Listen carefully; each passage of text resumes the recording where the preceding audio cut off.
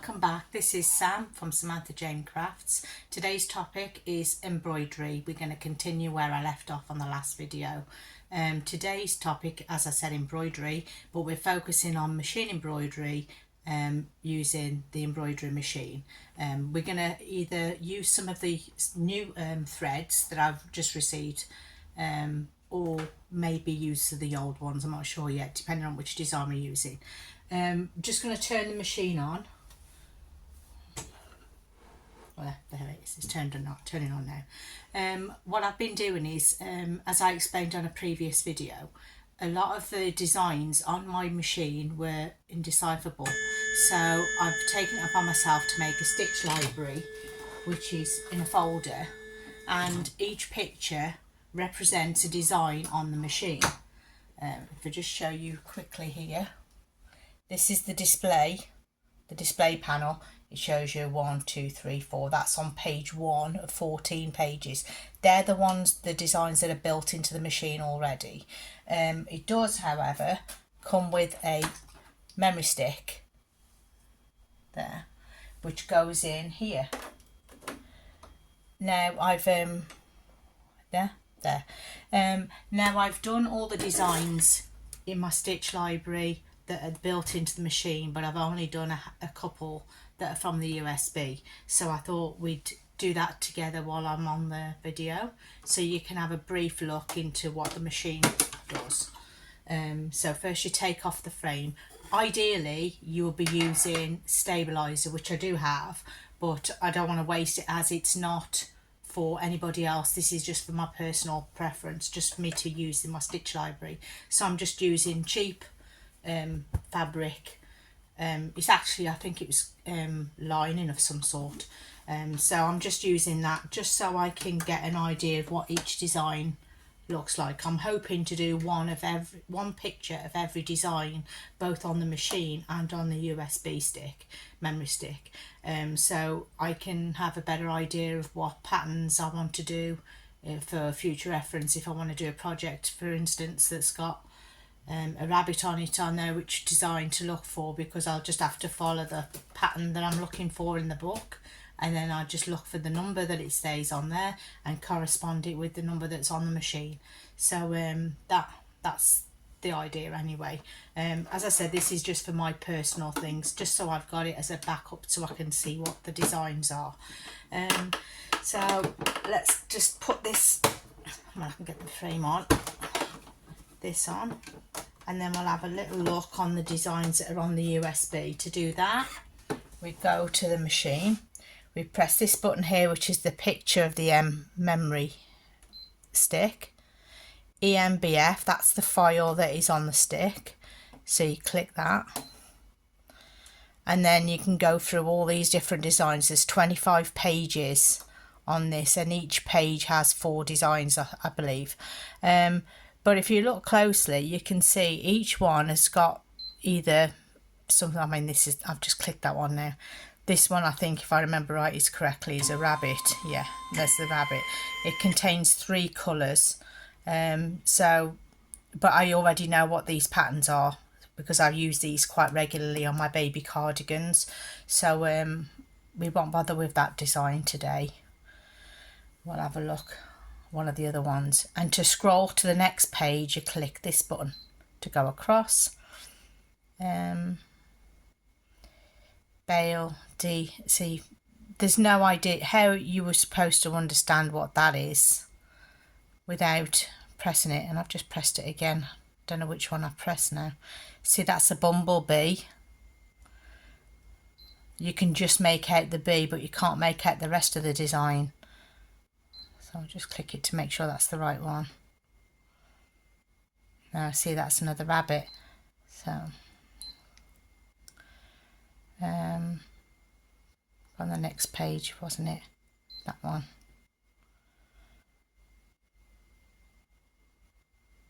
Yeah, see, I've done this one already in my folder.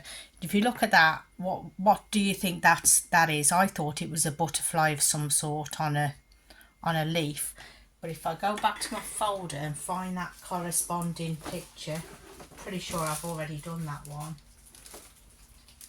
Yeah, this one.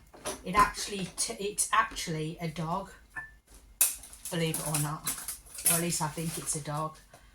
Let me just take that page out of the folder so you can see. It looks nowhere near anything, and it doesn't look anything like that. I mean, I thought this part here, the ear part, was the wings on that, and I thought it was a butterfly until I actually printed it, and it looks like a rabbit or a dog. My daughter said but thinks it's a rabbit. I'll leave you to decide on that. I thought it was a dog originally, but looking at it with the teeth, the shape of the teeth and the mouth, it's a good possibility it is a rabbit, like similar to the rabbit on the Alice in Wonderland, the white rabbit, I think. So I think that would be quite fun for a themed design. But yeah, that just proves, you know, the designs, they look nothing like that are on the display. So we won't do that one because I've already done it. Let's have a look at the, oh shoot, click off. Let's go to the page 2 again. Sorry, I'm looking at this, I'm not ignoring it. Page 2. Let's see this one. Did I do that one? B-Bug 2. Let me check.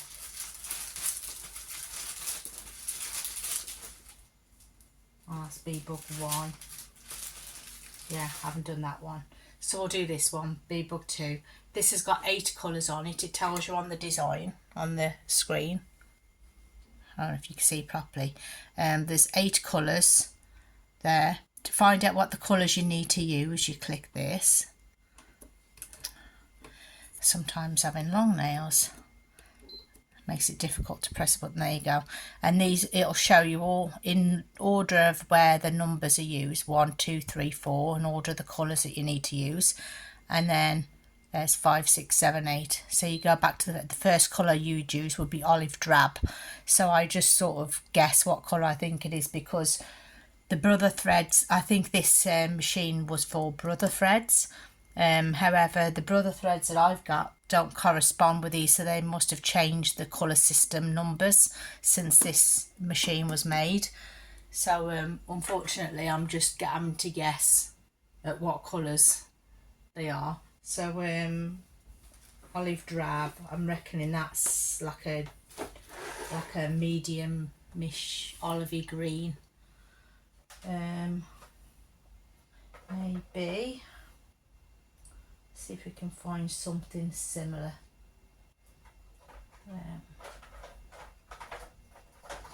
Can't think what colour would be olive green. I'm just going to go with an ordinary, with a darkish green. Yeah, I think we'll just go with a dark green. There, cardinal red. We'll go with this one. Sepia would be black. That's what I've been using for sepia anyway. Purple. Got purples up here already open, so I'll use one of these. Purple. Number 5 is pale violet. So I'm going to go with that one. Canary yellow. We'll go with that one. Dark grey. Use that last time. There. And black. Or maybe the sepia is a dark grey then. No, we'll just use the black as well. So if we go back to the first one, also I needed to forget to mention, there's also on here, so you can check what how big the design is, because they're all different. Some are small and some are big. I'm presuming this is a big one because it says the 95 by 95. But you click the grid, and if it was a smaller design, it would be a tiny box. This is a big box, so that shows me that it's a large design, which means it will pretty much take up the whole square, so there's no point in moving it. However, if it was a small picture, for instance, and it was a smaller square, you could move it to maybe one corner and do 2 or 3 designs on one piece, rather than having to do one, you know, tiny picture and a great big piece of fabric and wasting your fabric, which is what I did when it come to doing some of the smaller designs in the folder. I'll show you a page for an example. This page, I can just lift the folder back up again. All 4 of these were small designs, so I positioned it, moved the box up to top corner left, top corner right, 1 for the middle and 2 for either side at the bottom to make sure it used up all the fabric so it didn't waste it. So that's where I found it more practical rather than using up a great big design on a small thing. So what I'll do is I'll stop this video now because I just need to set the machine up to start, then I'll come back in a minute. I'm back, I'm just working on the folder to do the sticker, ready to put the sheet in when it's in.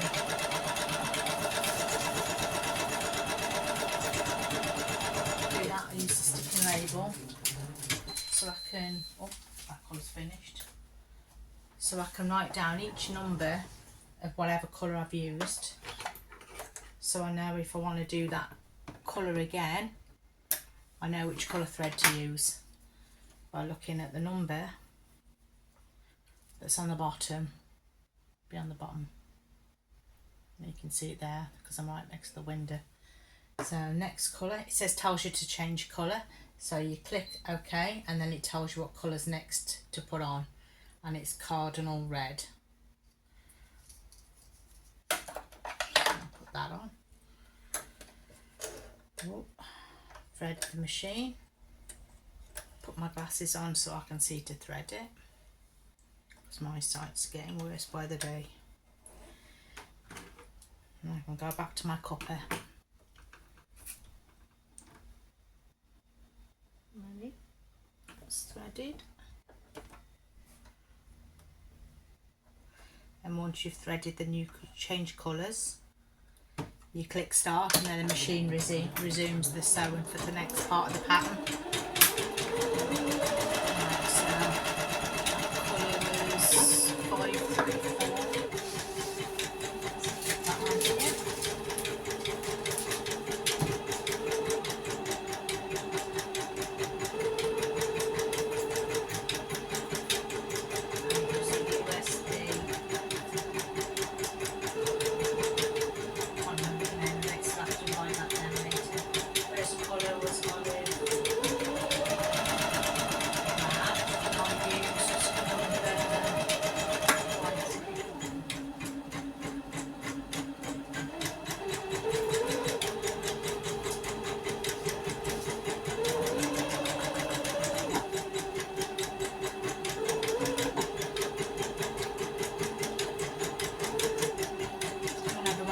Have a nice cup of tea and I'll look at this together as soon as it's finished.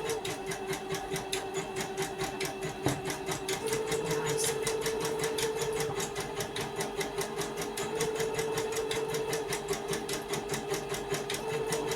After we finish talking about machine embroidery, over the next few weeks I'm hoping to branch into discussing other forms of embroidery. There's many ways you can do this. As well as using a machine that does designs for you like this, you can do free motion embroidery using a standard sewing machine. That's something I've not done before, but I've always wanted to try it, so maybe we'll give that a go over the next few days. Also, there's the obvious hand embroidery with the using of a hoop and fabric with an ordinary sewing needle, tapestry needle. I find the basic sewing needles much easier because it's a sharper point and you can get through the fabric a lot easier. It's okay to use the blood needles or the tapestry needles if you're using Ada fabric for cross stitch, because that's got holes already pre-made into the fabric. However, with the ordinary fabric for hand sewing embroidery, that's completely different, so you need to have a sharper point so that you can pierce the fabric easier.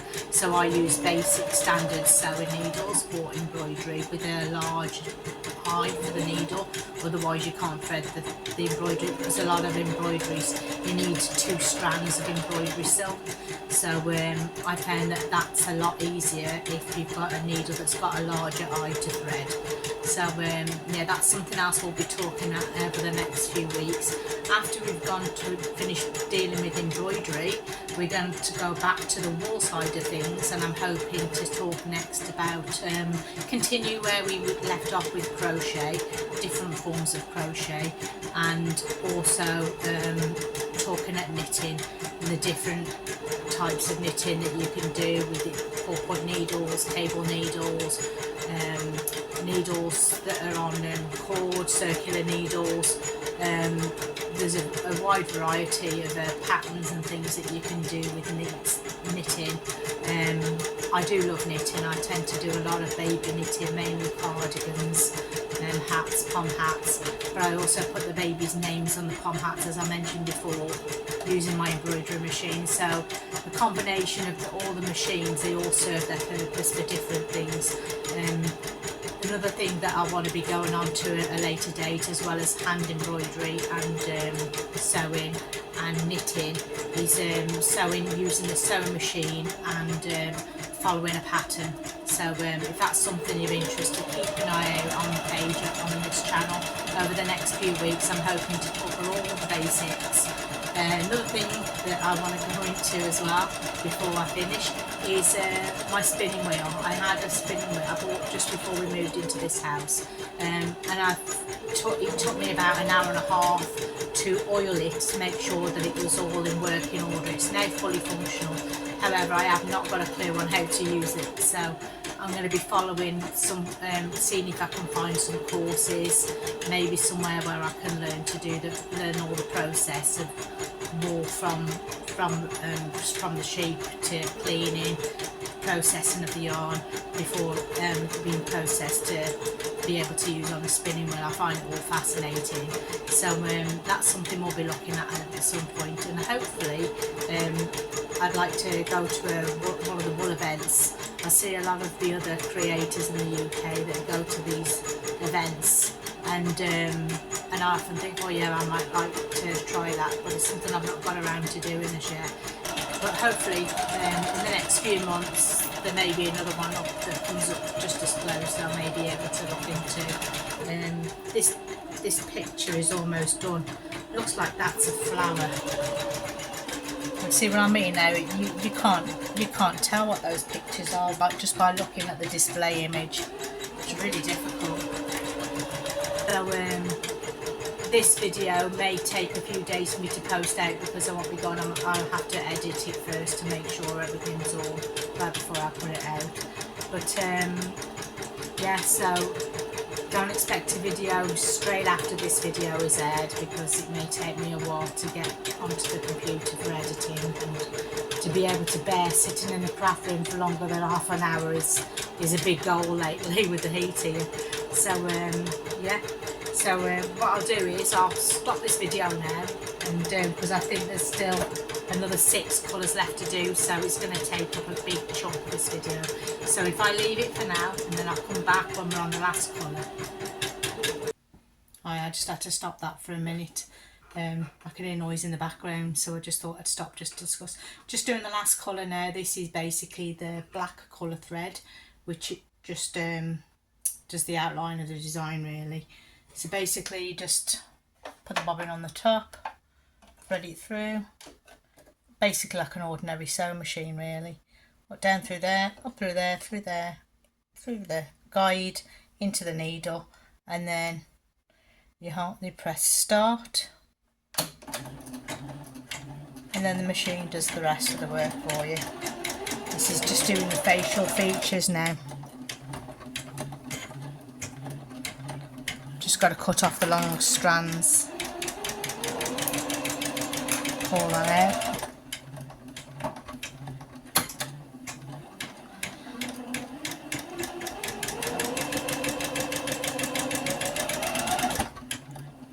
Nice little friendly bumblebee. Oh, so that was it then. It only did the face. Now it'll tell you when the design is finished. Not completed design, so raise the presser foot. Okay. You lift the presser foot and then you're free to take your picture out of the machine, and then it's all done. So that's just a basic guide of how the embroidery machine works. As I said, normally you would use stabilizer. It goes into the frame underneath the fabric, so when you put the fabric on top, it stops it from puckering. As you can see, it's puckered up a little bit, the design, because I didn't use stabilizer thread. But as I said, it's just for my purposes, not for anybody else, so that's why I was able to use it. And then just to turn the machine off, just pull the thread out, put it in the machine, in the thread organizer, then to press power for the off, remove the USB thing, turn that to there, turn off the power, and then that's the machine all turned off.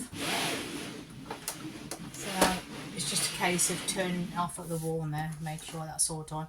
So I hope you enjoyed today's topic, machine embroidery. Next time we'll talk about hand embroidery. We might also give free motion embroidery a go on the standard sewing machine.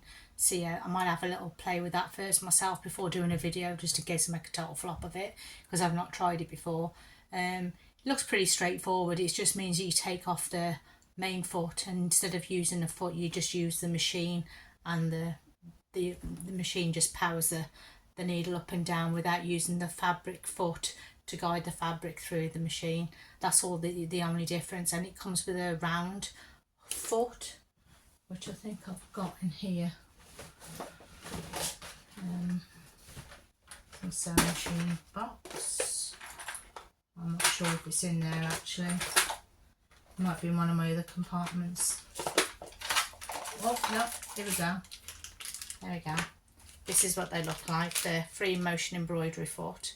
It's got a little circle that fits onto the side of the machine where the foot would normally go, and the needle goes in through the hole there and you just move the fabric in a hoop like you would use for hand embroidery, but you move the hoop around so that you can guide the fabric where it needs to go. So that's basically free motion embroidery, which is something we'll look at a later date. So yeah, I hope you've enjoyed today's topic. Keep watching. If you like what you're seeing, like and subscribe. I'd really appreciate that. Hope to see you again soon, and as always, catch you on the next one. Bye.